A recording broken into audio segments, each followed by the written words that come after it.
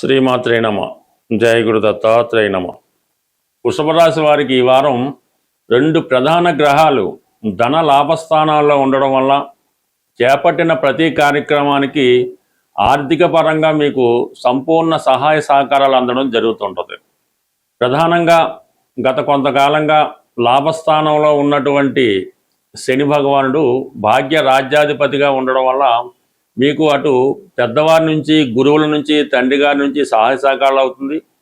అలాగే వ్యక్తిగతంగా మీరు ఏదన్నా సొంత ప్రయత్నం మీద ఉద్యోగం అవ్వచ్చు, వ్యాపారం అవ్వచ్చు, అందులో కొంతవరకు ఆదాయం పెరిగే అవకాశం ఉంది. అంటే ఇప్పుడు పర్టికులర్గా వీరికి వచ్చినటువంటి మార్పు ఏంటంటే లాభస్థానంలో ఉన్నటువంటి శని భగవానుడికి లాభాధిపతి అయినటువంటి గురువు యొక్క 9వ వీక్షణ అంటే భాగ్య వీక్షణ పడుతుంది. అంటే ఆటోమేటిక్గా భాగ్యస్థానం యాక్టివేట్ అవుతుంది గురువు చూడటం వల్ల. అక్కడ ఉన్నటువంటి శని భగవానుడు ఇద్దరూ కలిసి మీకు ఏదో ఒక మంచి ఫలితాన్ని, అంటే ఒక విధంగా టెంపరీగా అయినా సరే ధర్మ కర్మాధిపతి యోగం అనే యోగం యాక్టివేట్ అవుతుంటుంది. అది ఆల్రెడీ ఉద్యోగంలో ఉన్న వాళ్ళకి, నిజాయితీ అయిన వృత్తిలో ఉన్న వాళ్ళకి అభివృద్ధి అన్నది రావడం జరుగుతుంటుంది. అలాగే విద్యార్థులకి ఒక మంచి గురువు లభించడం వల్ల, మంచి కాలేజీలో సీట్ రావడం వల్ల వారి యొక్క ఉన్నత విద్యకి ఇది మంచి అవకాశంగా రావడం జరుగుతుంది. అలాగే వృత్తిలో ఉన్న వాళ్ళకి ఒక విధమైనటువంటి ప్రమోషన్ కానీ, అలాగే కొత్త ఉద్యోగ ప్రయత్నాలు చేస్తున్న వాళ్ళకి ఉద్యోగ ప్రయత్నాలు కూడా నెరవేరే అవకాశం ఉంది. ఎక్కువగా ఎండోమెంట్స్, దేవాలయాలు, ఆశ్రమాలు, హాస్పిటల్స్, విద్యా సంస్థల వారికి ఇది ఎక్కువగా అవకాశం ఉంటుంది. బట్ ఏదైనా మీరు సిన్సియర్గా ప్రయత్నం చేసినప్పుడు కంపల్సరీగా మీకు ఉద్యోగంలో అభివృద్ధి కానీ, ఉద్యోగపరమైనటువంటి హోదా కానీ లభించే అవకాశం ఉంటుంది. బట్ ఏదైనా అది అర్హత ఉంటేనే లభిస్తుంది తప్ప ఈ గ్రహం ఈ విధంగా చూసినంత మాత్రాన్ని మీకు అయితే రాదు. ఒకటి పర్టికులర్గా ఒకటి గుర్తుంచుకోవాలి, ఈ వృషభ రాశి వారికి జీవితం ఎప్పుడు కూడా స్టెప్ బై స్టెప్ ఎదగాలి తప్ప ఒకేసారి జీవితంలో ఉన్నత స్థాయికి ఎదగలేకపోతుంటారు. అలాగే ఒక స్థాయికి వచ్చిన తర్వాత కిందకి పడడం అంటూ ఉండదు, నెమ్మదిగా పైకి ఎదగడం జరుగుతుంది. కానీ వారికి చాలా ఇబ్బంది పెట్టిన తర్వాత అభివృద్ధి రావడం జరుగుతూ ఉంటుంది. ఇప్పుడు కూడా ఆ విధంగానే లాభస్థానం మీద శని గురుల ప్రభావం ఉండడం వల్ల మీరు ఒక ఉపాధ్యాయ వృత్తికి ప్రయత్నం చేసినా, ఒక బ్యాంకింగ్ రంగంలో ఉద్యోగానికి ప్రయత్నం చేసినా 100కి 100 చిన్న స్థాయి ఉద్యోగాలు లాంటివి వస్తాయి తప్ప ఒకేసారి ఉన్నత స్థాయి ఉద్యోగం అయితే రావడం అనేది కష్టం అవుతుంది. వాళ్ళు ఆల్రెడీ ఉద్యోగంలో ఉన్న వాళ్ళకి మాత్రం వారు మంచి స్థాయిలో ప్రమోషన్ లాంటిది కూడా ఈ సమయంలో రావడం జరుగుతుంది. ఇక ప్రధానంగా బుధుడు ధనస్థానంలో ఉన్నాడు. ధనాధిపతిగా స్వక్షేత్రంలో ధనస్థానంలో ఉన్నటువంటి బుధుడు మీ వాక్చాతుర్యానికి మంచి గుర్తింపు రావడం జరుగుతుంది. మీ కుటుంబంలో ఒకరికి ఆదాయం పెరుగుతుంది. వారికి కొన్ని కొత్త అవకాశాలు కూడా రావడం జరుగుతుంది. అంటే కుటుంబ సభ్యులు కూడా మీకు చాలా ఆర్థిక పరంగా సహకరించి మీ యొక్క అభివృద్ధికి కారణం అవడం జరుగుతుంటుంది. ఈ విధంగా రెండు ప్రధాన గ్రహాలు మీకు ఆర్థిక పరంగా సహకరించడం వల్ల అటు మీ యొక్క ఆర్థిక సమస్యలు చాలా వరకు పరిష్కారం అవుతాయి. ఇక ప్రధానంగా 12వ స్థానంలో ఉన్నటువంటి కుజుడు, ఈ కుజుడు 12వ స్థానంలో ఉండడం వల్ల కొంత ఆర్థిక నష్టానికి అన్నదమ్ముల వల్ల కానీ, స్నేహితుల వల్ల కానీ కారణమయ్యే అవకాశం ఉంటుంది. అయితే కొన్ని సందర్భాల్లో మీరు భూములు, స్థిరాస్తులు కొనాలనే మీ ఆలోచన చాలా వరకు నెరవేరే అవకాశం ఉంటుంది. కానీ తప్పనిసరి పరిస్థితుల్లో మీ రక్త సంబంధికులకు ఏదో విధంగా సహకరించవలసి ఉంటుంది. బట్ ఏదైనా మీ జీవిత భాగస్వామి వల్ల కూడా మీకు కొంత నష్టం ఏర్పడే అవకాశం ఉంది. లేదంటే వారికి ఏదైనా దూర ప్రాంతంలో అవకాశం రావడం వల్ల వాళ్ళకి ఏదైనా ఇన్వెస్ట్ చేయడం కానీ, వారి అవసరాలకి ఆర్థిక సహకరించడం కానీ చేసే అవకాశం ఉంది. ఎందుకంటే ఇది మీరు ఒకవేళ స్త్రీ అయి ఉంటే మీ భర్త గారి విషయంలో కొంత నష్టం జరిగే అవకాశం ఉంది. వ్యక్తిగతంగా మీరు మగవారు అయితే మీ పార్ట్నర్స్ వల్ల కానీ, అన్నదమ్ముల వల్ల కానీ నష్టం జరిగే అవకాశం ఉంది. అయితే ఈ వారం అంతా కూడా ఇంచుమించుగా రవి రాశి అందే సంచరించడం వల్ల మీరు ఏ విషయాన్నైనా కూడా చాలా సీరియస్గా తీసుకొని చాలా కష్టపడి పనిచేసి దాన్ని సాధించే ప్రయత్నం చేస్తారు. అతి శ్రమ వల్ల కొద్దిపాటి అనారోగ్యానికి కూడా గురయ్యే అవకాశం ఉంటుంది. బట్ ఏదైనా తృతీయ స్థానంలో రాశ్యాధిపతి శుక్రుడు గురువుతో కలిసి ఉండడం వల్ల మంచి మిత్రుల సహకారంతో మీ యొక్క అభివృద్ధి కారణమవుతుంది.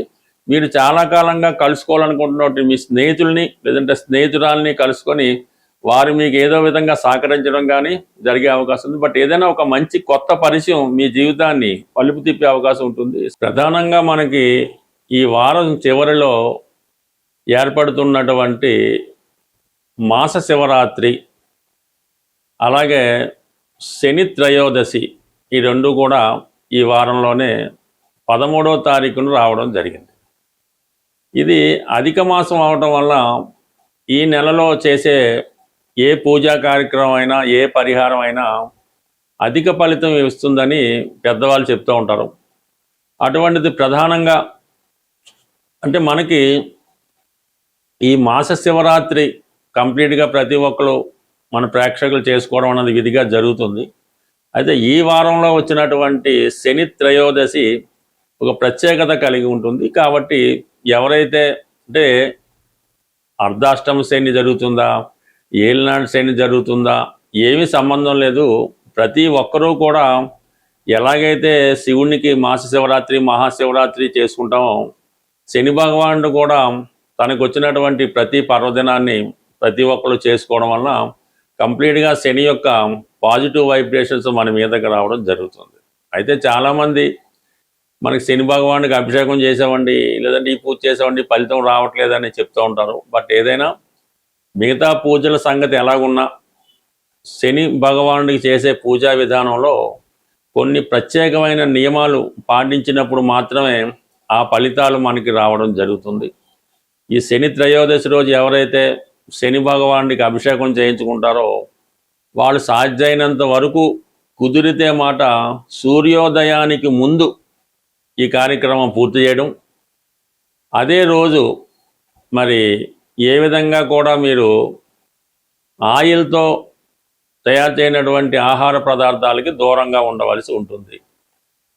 అది ఆ నియమాన్ని పాటిస్తూ ఆ రోజు వీలైతే మీరు చెప్పులు అవి లేకుండా ఒకరోజు గడపడం, పడుకునేటప్పుడు చక్కగా మంచాల మీద పరుపుల మీద కాకుండా చక్కగా భూమి మీద ఏదో ఒక సాపో దిండో వేసుకొని విశ్రమించడం. అంటే చాలా సింపుల్ లైఫ్ గడపవలసి ఉంటుంది. అంటే మనం స్వామి అయ్యప్ప దగ్గరికి వెళ్ళినప్పుడు ఎలా గడుపుతామో ఆ విధంగా ఆ ఒక్కరోజు నియమనిష్టలతో అంటే మర్నాడు సూర్యోదయం అయ్యేంత వరకు ఆ విధంగా గడపడం వల్ల ఆ శని భగవానుడి యొక్క కృప మనకి జరుగుతూ ఉంటుంది. శని కృప ఉంటేనే మనకి మిగతా గ్రహాలు కూడా ప్రభావాన్ని చూపడం జరుగుతుంది. శని కృప కావాలంటే శరీరాన్ని కష్టపెట్టాలి, నియమాలు పాటించాలి. ఆ విధంగా ఉన్నప్పుడు మాత్రమే మీకు లభిస్తుంది. కాబట్టి ఒకసారి మరి ఈ రాబోయే శని త్రయోదశి రోజు ఈ విధంగా ప్రయత్నించి చూడండి. మీకు 100% ఆ ఫలితం మీకు తొందరగా రావడం జరుగుతుంది. అలాగే ఈ వారం ఏమైందంటే ఈ గ్రహాలన్నీ కూడా రాహుకేతుల మధ్య ఉండిపోయాయి. మరి ఈ రాహుకేతుల మధ్య గ్రహాలన్నీ ఉండిపోవడం వల్ల ఏంటి ఇది ఆటోమేటిక్గా ఈ ఫలితం అన్నది అంత తొందరగా రావడం జరగదు. మరి ఎప్పుడు మరి ఈ ఫలితం మనం పొందగలుగుతాం అని మనం ప్రయత్నం చేసుకుంటే ఈ రాహుకేతు గ్రహాలకి పరిహారం చేయించుకోవాల్సి ఉంటుంది. అంటే రాహు కుంభరాశిలో ఉన్నాడు, కేతువు సింహరాశిలో ఉన్నాడు. మిగతా గ్రహాలన్నీ కూడా మరి మీనం నుంచి ఇంచుమించు కర్కాటకం దాకా ఉండడం జరిగింది. ఈ రాహుకేతువులు మనకి మిగతా ఫలితాలు ఇవ్వకుండా అడ్డుకోవడం జరుగుతుంటుంది. కాబట్టి ప్రధానంగా ఏదైనా వినాయకుడి టెంపుల్లో కానీ దుర్గా అమ్మవారి టెంపుల్లో కానీ కొన్ని టెంపుల్లో ఈ రాహుకేతు పూజ నిత్యం చేస్తూ ఉంటారు. కొన్ని టెంపుల్స్లో రాహుకాలంలో చేయడం జరుగుతూ ఉంటుంది.